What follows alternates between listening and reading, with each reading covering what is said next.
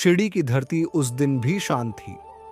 द्वारकामयी में साईं बाबा अपने चूल्हे के पास बैठे हुए लकड़ी की आंच पर भाकरी सेंक रहे थे। भक्तों की भीड़ लगी थी, कोई प्रसाद चढ़ा रहा था, कोई चरणों में गिरकर आशीर्वाद पा रहा था। बाबा के चेहरे पर वही दया और करुणा झलक रही थी जो हर आने वाले के मन को शीतलता देती थी। उसी भीड़ में दो व्यक्ति थे, गणपत राव काम और रामदास। दोनों ही बाबा के परम भक्त कहलाते थे, लेकिन उनके भीतर भावों का फर्क साईं भली भांति जानते थे। गणपत राव शिरडी के बड़े व्यापारी थे। उनके पास धन, मान और प्रसिद्धि सब कुछ था। उस दिन वे सोने की थाली में लड्डू, फल और 500 रुपए रखकर द्वारकामयी पहुंचे।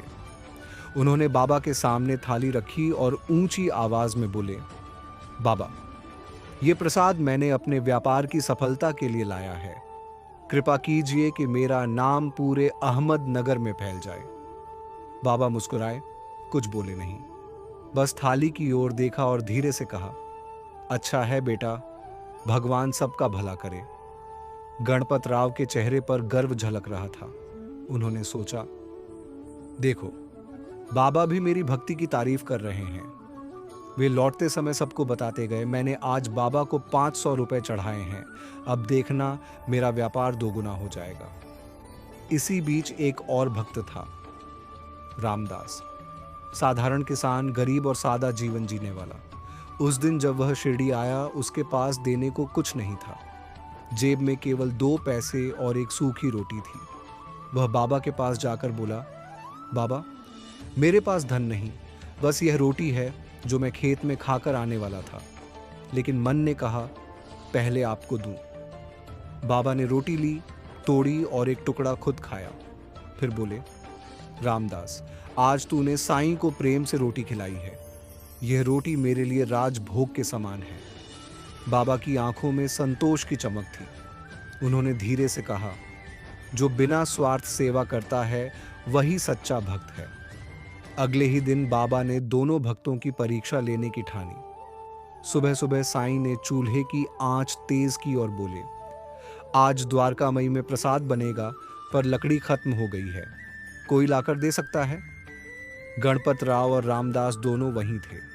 गणपत राव बोले, बाबा, मैं गांव से बढ़िया लकड़ी मंगवाऊंगा, बस आप बताइए कितनी चाहिए।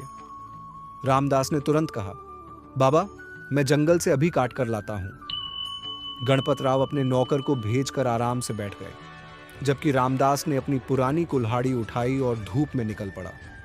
घंटों बीत गए, दोपहर हुई। गणपत राव का नौकर लकड़ी लाना भूल गया। वहीं रामदास पसीने में तरबतर पीठ पर लकड़ियां लादे लौट आया। बाबा ने हंसते हुए कहा, रामदास, तूने तो खुद को कष्ट देकर यह काम किया है। तूने मुझे सेवा दी और अपने श्रम को भक्ति बनाया। रामदास नम्रता से बोला, बाबा, मैं तो बस अपना कर्तव्य निभा रहा था। सेवा करने का अवसर मिला, यही सौभाग्य है। शाम को बाबा ने दोनों को बुलाया। चूल्हे पर भात पक रहा था। बाबा ने 2 कटोरियां निकाली, एक में रामदास का परोसा, दूसरी में गणपत राव का। गणपत राव के कटोरे में भात कच्चा रह गया, जबकि रामदास के कटोरे से सुगंधित भात की महक आने लगी। गणपत राव हैरान होकर बोले, बाबा, ये कैसे हुआ? बाबा बोले, जिस भक्ति में सेवा का भाव होता है वह सदा पककर पूर्ण होती है, और जहां स्वार्थ छिपा होता है वहां भक्ति अधूरी रह जाती है। गणपत राव की आंखें खुल गईं। उन्होंने सिर झुकाकर कहा, बाबा, मैंने दान तो दिया, पर उसमें अहंकार और अपेक्षा थी। अब समझ आया सच्ची सेवा क्या होती है। बाबा मुस्कुराए, सेवा वो नहीं जो दिखाने के लिए की जाए, सेवा वो है जो प्रेम से की जाए, बिना फल की इच्छा के। जो अपने स्वार्थ को मिटा देता है वही भगवान को पा लेता है। उस दिन के बाद गणपत राव का जीवन बदल गया। वे अब हर काम में सेवा का भाव रखने लगे। किसी भूखे को खाना खिलाना, बीमार की मदद करना या गरीब की झोपड़ी ठीक करवाना, सब उनके जीवन का हिस्सा बन गया। बाबा जब भी उन्हें देखते बस मुस्कुरा देते और कहते, अब गणपत राव, तेरा व्यापार ही नहीं, तेरा मन भी संपन्न हो गया है। रामदास, जो पहले से ही सच्चा सेवक था, बाबा के निकट और प्रिय बन गया।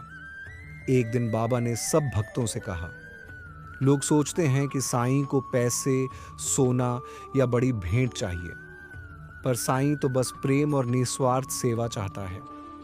जो किसी भूखे को भोजन दे देता है, जो किसी दुखी को दिलासा देता है, वही साईं की पूजा करता है। फिर बाबा ने द्वारकामयी की दीवार पर उंगली से एक रेखा खींची और बोले, ये रेखा है सेवा और स्वार्थ के बीच का फर्क। सेवा में दिल से दिया जाता है, स्वार्थ में दिखावे से। सेवा में प्रेम बढ़ता है, स्वार्थ में अहंकार। सेवा में भगवान बसते हैं, स्वार्थ में मनुष्य भटकता है। सभी भक्तों की आंखों से आंसू बह निकले। गणपत राव और रामदास दोनों बाबा के चरणों में झुक गए। बाबा ने दोनों के सिर पर हाथ रखकर कहा, जो सेवा और स्वार्थ का फर्क समझ लेता है, वही साईं का सच्चा भक्त बन जाता है। साईं बाबा की इस लीला ने पूरे गांव को एक शिक्षा दी। भक्ति का अर्थ सिर्फ दान देना नहीं, बल्कि निस्वार्थ सेवा करना है। सेवा में आत्मा का संतोष छिपा है और स्वार्थ में केवल दिखावा।